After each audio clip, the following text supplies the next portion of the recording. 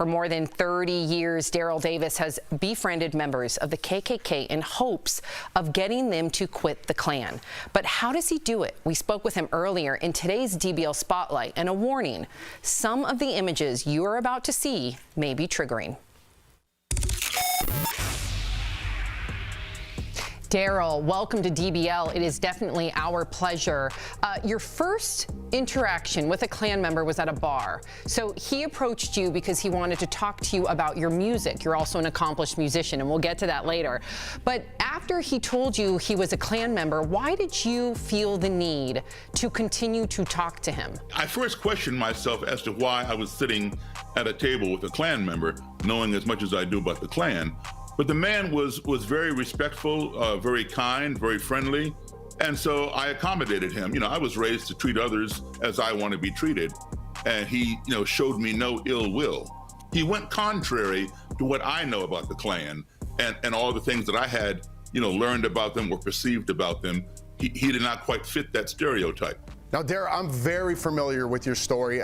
Thank you so much for being on the show. I'm a huge fan, if that's what you call it. I think you're going to be great for America. You've converted over 200 KKK members, right? And one very specifically, your first one, they give you their KKK robes often. The very first time someone gave you their robe, there was a talk in a car, and then after that car ride, you received his robe. What happened in that car ride? You have to meet somebody where they are. So this Klansman, he was an exalted Cyclops, which means district leader. And we got on the topic of crime, and he made mention of something that I'd heard a million times, that all black people have a gene within us that makes us violent. And I'm like, what are you talking about? You all have this gene, that makes you that way. And I said, listen, man, I'm as black as anybody you've ever seen. I have never done a carjacking or a drive-by. How do you explain that? This guy did not hesitate and think about it. He answered me like that. He said, your gene is latent, it hasn't come out yet.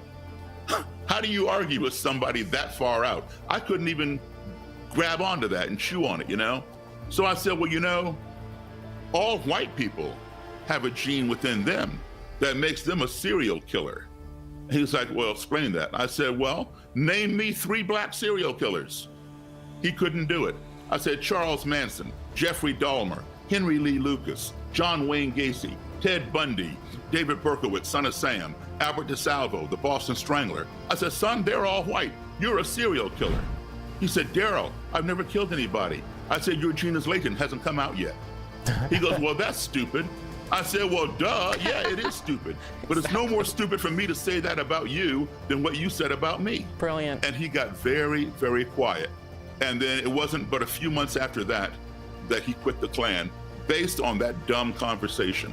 Jeff said that you have over 200 robes. Is there like a room or a closet in your house you have to give somebody a heads up before they go into? They're using, yeah, well, you laugh, but yeah, that was true a while back. So now I keep most of the robes locked up off-site. One of your most publicized conversions was with Roger Kelly. He was a Grand Dragon and Imperial Wizard of Maryland for the KKK. In your opinion, what was it about your relationship with him that made him leave the KKK? I always conclude one thing, and that is that we all are human beings. And as such, we all want basically the same 5 things in our lives that anybody else wants. We all want to be loved.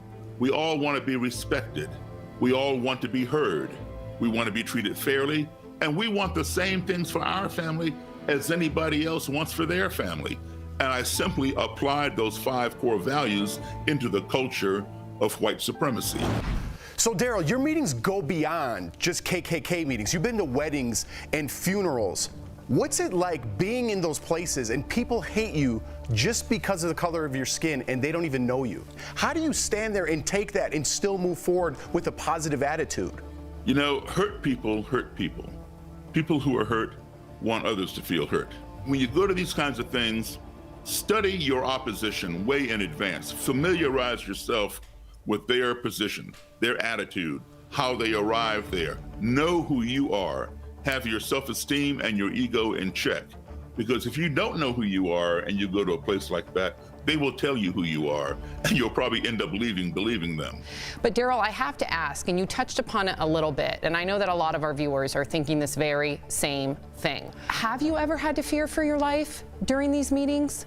Yes, I have, because I've been attacked and I've had to engage in physical violence and put somebody in the hospital, put them in jail.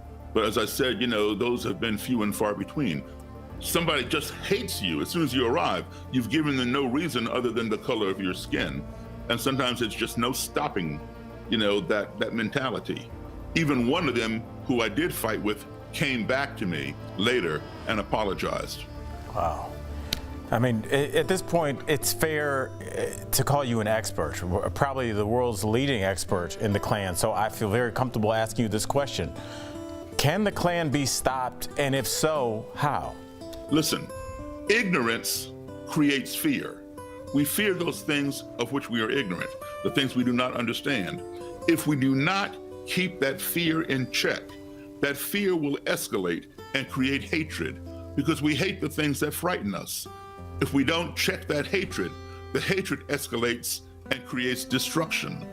And so what we do is we address the symptoms, destruction, hatred, fear. Forget about those things. The root cause of all of this is ignorance. If we cure the ignorance, there'll be nothing to fear.